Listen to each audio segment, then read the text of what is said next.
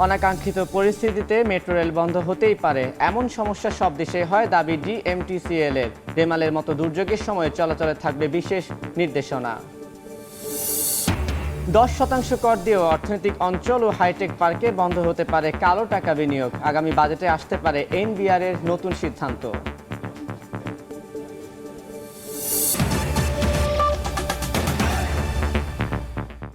সময় সংবাদের সঙ্গে আছি আমি তানভীর হাসান। ঘূর্ণিঝড় রেমালে তাণ্ডবের ক্ষতি ভেসে উঠেছে উপকূল জুড়ে। পানিবন্দী লাখ লাখ মানুষের দুর্ভোগ চরমে পৌঁছেছে। ঝড় বৃষ্টির পর সোমবার বিকেল থেকে স্পষ্ট হতে থাকে ক্ষয়ক্ষতি। উপকূলীয় 19 জেলায় 1,50,475টি ঘরবাড়ি বিধ্বস্ত হয়েছে। বাঁধ ভেঙে তলিয়েছে গ্রামের পর গ্রাম। বিদ্যুৎ বিচ্ছিন্ন দিন পার করছেন বহু মানুষ। রেমালের প্রভাবে সারা দেশে এখনও বন্ধ রয়েছে 26,000 মোবাইল টাওয়ার। এতে নেটওয়ার্ক না থাকায় যোগাযোগ বিচ্ছিন্ন হয়ে পড়েছেন সাধারণ মানুষ। এদিকে খাগড়াছড়িতে সড়কে গাছ পড়ে বিদ্যুতের খুঁটি ভেঙে পড়ায় সরাতে গিয়ে এক ফায়ার সার্ভিস কর্মীর মৃত্যু হয়েছে। এদিকে বৈরী আবহাওয়ায় চট্টগ্রাম শাহ আমানত বিমানবন্দর থেকে ঢাকা চট্টগ্রাম রুটে 9টি ফ্লাইট বাতিল ঘোষণা করা হয়।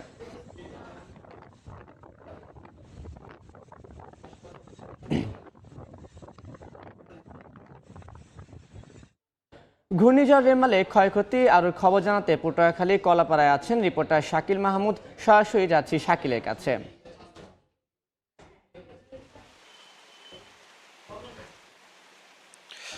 দেখুন, উপকূলীয় এলাকাগুলোতে ঘূর্ণিঝড় রেমালের তাণ্ডব প্রায় শেষ হলেও তার যে তাণ্ডবে যে ক্ষতবিক্ষত হয়েছে উপকূলীয় এলাকাগুলো, তার যে ভোগান্তি, সেই ভোগান্তি কিন্তু এখনও শেষ হয়নি। উপকূলের বাসিন্দারা কিন্তু প্রতিনিয়তই এই দুর্ভোগের কারণে কিন্তু তারা যে কষ্ট জীবনযাপনে সেটা কিন্তু তারা করছে। এবং এই উপকূলীয় এলাকাগুলোতে কিন্তু বাঁধ ক্ষতিগ্রস্ত হয়ে জোয়ারের যে পানি সেটা প্রবেশ করায় উপকূলীয় এলাকাগুলোর বেশিরভাগ মানুষেরই কিন্তু ঘরবাড়ি তলিয়ে গেছে পানিতে। এবং জমি, ফসলি যে জমি আছে এবং তার সাথে যে মাছের ঘের, সেগুলো কিন্তু ক্ষতিগ্রস্ত হয়েছে। পাশাপাশি যে গাছ, বিভিন্ন বড় বড় গাছগুলো কিন্তু রাস্তাঘাটে পড়েছে, এমনকি ঘরবাড়ির উপর পড়েছে।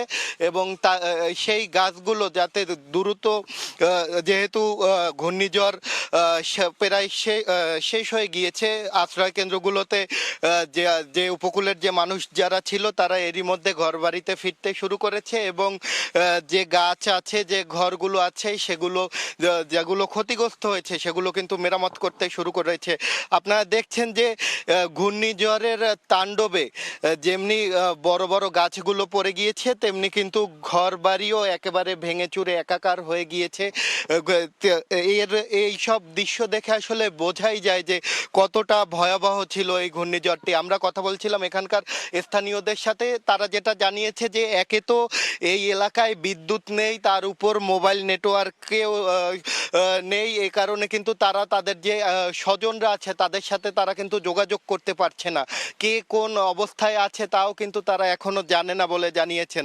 এবং এই মোবাইল নেটওয়ার্ক না থাকার কারণে প্রতি মুহূর্তেই কিন্তু নানা ধরনের সমস্যায় পড়তে হচ্ছে। আমরা কথা বলেছিলাম এই পটুয়াখালীর জেলা প্রশাসকের সাথে, উনি যেটা আমাদেরকে জানিয়েছে, এখন পর্যন্ত পটুয়াখালীতে এই জলাবদ্ধতার কারণে প্রায় 69 কোটি টাকার ফসলি জমির ক্ষতি হয়েছে পটুয়াখালী জেলায়। এছাড়া 13 কোটি টাকার যে মাছের যে ঘেরগুলো ছিল বা যারা মাছ চাষ করতো সেই সব পুকুরগুলো তলিয়ে যাওয়ায় প্রায় 13 কোটি টাকার ক্ষতি হয়েছে। এছাড়া এখন পর্যন্ত যে ঘরবাড়ির যে ক্ষতি হয়েছে সেগুলো কিন্তু নিরূপণ চলছে। আমরা কথা বলছিলাম বরিশাল বিভাগীয় কমিশনারের সাথে, উনি যেটা জানিয়েছে যে বরিশাল বিভাগে প্রায় কয়েকশো কোটি টাকার ক্ষতি হয়েছে। এছাড়া পানি উন্নয়ন বোর্ড বলেছে যে 96 কিলোমিটার যে বিপজ্জনক যে বাঁধ ছিল তার মধ্যে 60টি পয়েন্টে কিন্তু ক্ষতিগ্রস্ত হয়েছে। সেই পয়েন্টগুলো কিন্তু দ্রুত সংস্কারের ব্যবস্থা গ্রহণ করেছে বলে জানিয়েছে পানি উন্নয়ন বোর্ড। এই ছিল পটুয়াখালী থেকে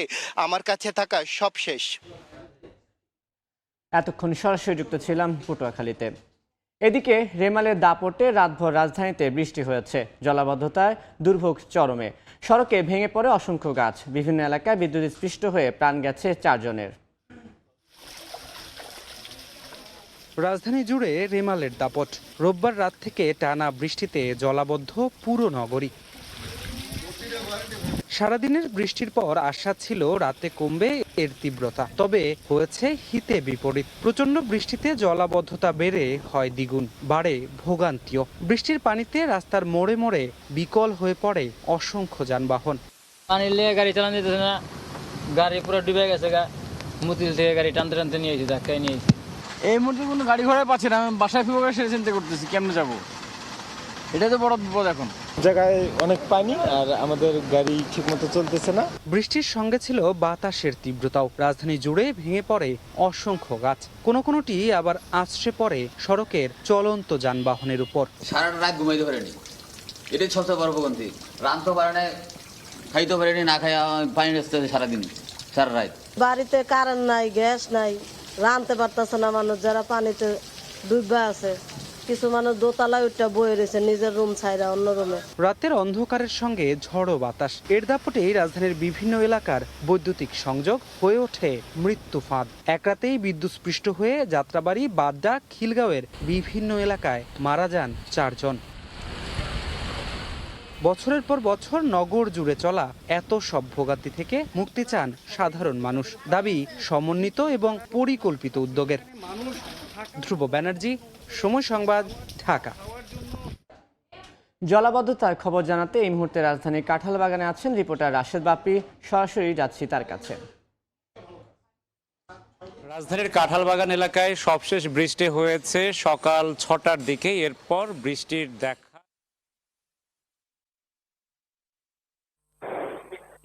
তারা যে বিষয়টি বলছেন যে কাঁঠাল বাগানে শুধু এই ঘূর্ণিঝড়ের প্রভাবে যে বৃষ্টি এবং তার ফলে বাসিন্দা যারা আছেন তারা যে বিষয়টি বলছেন যে কাঁঠাল বাগানে শুধু এই ঘূর্ণিঝড়ের প্রভাবে যে বৃষ্টি এবং তার ফলে যে জলাবদ্ধতা তা কিন্তু নয়। এখানে জলাবদ্ধতা নিত্য নৈমিত্তিক ব্যাপার। কিছুক্ষণ বৃষ্টি হলেই জলাবদ্ধতা তৈরি হয় এবং আজকেও সেই একই তিক্ত অভিজ্ঞতার মধ্য দিয়ে যেতে হচ্ছে।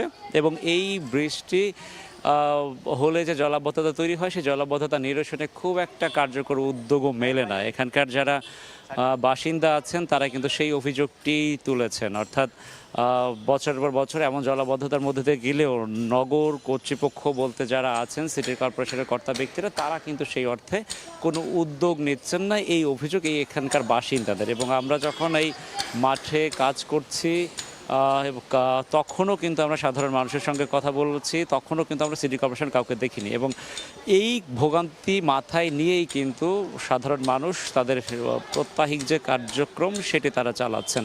আমরা দেখতে পাচ্ছি যে মানুষ বাজার সদাই থেকে শুরু করে স্কুলগামী শিক্ষার্থীদের যাতায়াত, পাশাপাশি কর্মজীবী যারা আছেন প্রত্যেককেই কিন্তু এই ভোগান্তির মধ্য দিয়ে যেতে হচ্ছে। এবং বৃষ্টি, আবারও বলতে হয় যে বৃষ্টি থেমে গিয়েছে, এখন থেকে প্রায় 4 ঘন্টা সময় হয়েছে, এখনও জলাবদ্ধতা কমেনি। পাশাপাশি এখানকার বাসিন্দা যারা আছেন তারা বলছেন এই যে জলাবদ্ধতা, বৃষ্টি যদি নাও হয় তাহলেও আরও 10 থেকে 12 ঘন্টা পর্যন্ত এরকম জলাবদ্ধ বা জলমগ্ন অবস্থায় তাদের থাকতে হবে। এটি হচ্ছে তাদের অভিজ্ঞতা, তিক্ত অভিজ্ঞতা বিগত বছরগুলোর। সুতরাং যারা নগর কর্তৃপক্ষ আছেন তারা এই বিষয়টি একটু সচেষ্ট হবেন, সেই প্রত্যাশা ভোগান্তির শিকার সাধারণ নাগরিকদের। এই ছিল আমার কাছে রাজধানীর কাঁঠালবাগান থেকে ঘূর্ণিঝড় পরবর্তী যে জলাবদ্ধতা তার সবশেষ খবর। এতক্ষণ সরাসরি যুক্ত ছিলাম কাঁঠালবাগানে। যে কোনো অনাকাঙ্ক্ষিত পরিস্থিতিতে মেট্রো রেল বন্ধ হওয়া নতুন নয়। বিভিন্ন দেশে এমনটা হয় দাবি করে ডিএমটিসিএল এর অপারেশন প্রধান জানিয়েছেন, যখন যে সমস্যা ধরা পড়ছে তা নিয়ে কাজ করছেন তারা, যেন তা পুনরাবৃত্তি না ঘটে। এ বিষয়ে গুরুত্ব দিচ্ছেন তারা। রেমালের মতো দুর্যোগের সময় মেট্রো চলাচলে বিশেষ নির্দেশনা থাকবে বলেও জানান তিনি। রাশেদ লিমনের রিপোর্ট। নগরবাসীকে গতির পথের দিশা দেখিয়েছে এই স্বপ্নবাহন। উত্তরা থেকে মতিঝিল নিত্যদিন যাদের সঙ্গী ছিল যানজট, তারাই এখন পেয়েছেন স্বস্তিতে চলার নিশ্চয়তা। তাই এই পথে আস্থা এখন মেট্রোতেই। তবে চালুর পর বেশ কয়েক দফা নানা কারণে কম বেশি থমকে গেছে মেট্রোর চাকা।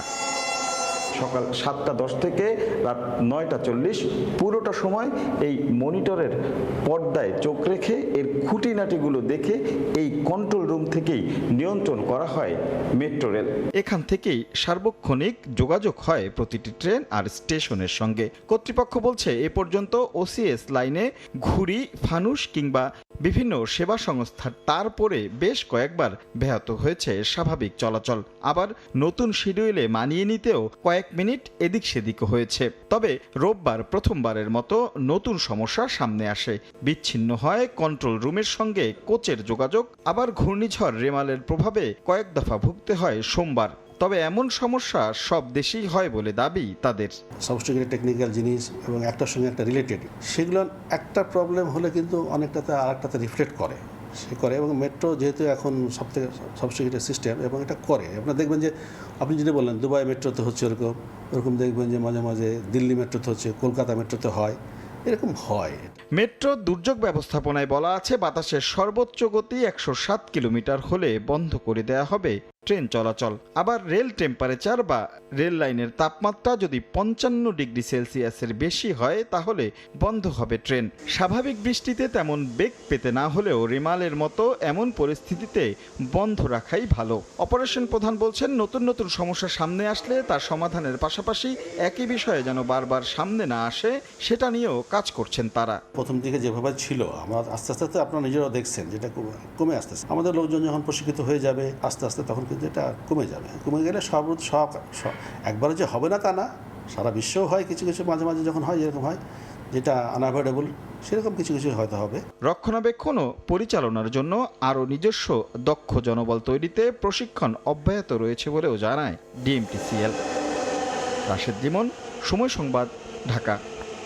নারীর অবদানে সমাজ এগিয়ে গেলেও নিজেদের স্বাস্থ্যের বিষয়ে সচেতন নন অনেকেই। বেসরকারি একটি গবেষণা বলছে প্রায় 60% নারী ঋতুকালীন পরিচ্ছন্নতার বিষয়ে অবগত নন। বিশেষজ্ঞরা বলছেন স্বাস্থ্য ঝুঁকি এড়াতে সঠিক তথ্য দিয়ে সেবার আওতায় আনতে হবে প্রতিটি নারীকে। সম্রাট হোসেনের ছবিতে রৌনক নিয়ন্তার প্রতিবেদন। একজন নারীর স্বাভাবিক জীবনচক্রের অবিচ্ছেদ্য অংশ মেনস্ট্রুয়েশন বা পিরিয়ড, কিন্তু এ নিয়ে অস্বস্তির শেষ নেই। বেশিরভাগ কিশোরীয় নারী জনসম্মুখে এ বিষয়ে কথা বলতে দ্বিধাবোধ করেন।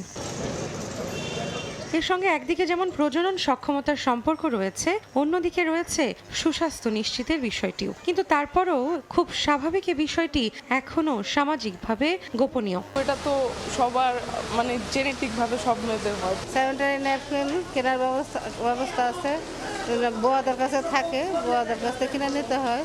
National hygiene follow up survey 2018 অনুসারে মাত্র 53% স্কুল ছাত্রী পিরিয়ড নিয়ে জ্ঞান রাখে। নারীর পিরিয়ডের সময়কার স্বাস্থ্য নিয়ে সমাজে কুসংস্কার আর অস্বস্তি এখনো প্রকট। এই ট্যাবু ভাঙতেই বিশ্বব্যাপী পালিত হয় পিরিয়ড স্বাস্থ্য সুরক্ষা দিবস। শিশু সুরক্ষার ব্যাপারগুলো এবং কিশোরীদের সুরক্ষাও এর মধ্যে, তাদের ভবিষ্যতের পুরা জীবনের হাইজিনটা, তাদের লাইফটাই পিরিয়ড থেকে প্রোডাক্টিভ সাইকেল তাদের পুরোটাই ডিপেন্ড করে। গ্রামাঞ্চল বা সুবিধা বঞ্চিত নারীদের জন্য বিনামূল্যে কিংবা সাশ্রয়ী মূল্যে স্যানিটারি ন্যাপকিন সহজলভ্য করার পরামর্শ বিশেষজ্ঞদের। এগুলো যদি একটু সহজলভ্য হয়, যদি একটু দামটা কমিয়ে নেওয়া যায়, তাহলে কিন্তু প্রত্যন্ত অঞ্চলে বা গ্রামাঞ্চলে যারা আছে তারাও এই সুরক্ষাটা পেতে পারে। সম্প্রতি সচেতনতা বৃদ্ধি ও স্বল্প মূল্যে স্যানিটারি ন্যাপকিন কেনার সুবিধা সহ স্বাস্থ্য সুরক্ষায় নানা ধরনের উদ্যোগ নিয়েছে বেশ কিছু শিক্ষা প্রতিষ্ঠান। রৌনক নিয়ন্তা, সময় সংবাদ, ঢাকা। কাল তৃতীয় ধাপে ৬ষ্ঠ উপজেলা পরিষদ নির্বাচন। কেন্দ্রে কেন্দ্রে পৌঁছানো হচ্ছে ভোট সরঞ্জাম। রাত পোহালেই 93টি উপজেলা পরিষদে নির্বাচনের ভোট। সকালে নির্বাচনী সামগ্রী নিতে যান প্রিজাইডিং কর্মকর্তারা। সেই সঙ্গে নিজেদের দায়িত্ব বুঝে নেন নির্বাহী ম্যাজিস্ট্রেট সহ আইন শৃঙ্খলা রক্ষাকারী বাহিনী। তৃতীয় ধাপে উপজেলা নির্বাচন অবাধ, সুষ্ঠু ও নিরপেক্ষ করতে বদ্ধপরিকর প্রশাসন। তবে রেমালে ক্ষয়ক্ষতি বাড়লেও সংশ্লিষ্ট এলাকার নির্বাচন স্থগিত করা হবে বলে জানিয়েছে নির্বাচন কমিশন। এই পর্যায়ে শীর্ষ সংবাদগুলো জানিয়ে দিচ্ছি আরেকবার। অনাকাঙ্ক্ষিত পরিস্থিতিতে মেট্রো রেল বন্ধ হতেই পারে, এমন সমস্যা সব দেশেই হয় দাবি ডিএমটিসিএল এর। রেমালের মতো দুর্যোগের সময় চলাচলে থাকবে বিশেষ নির্দেশনা।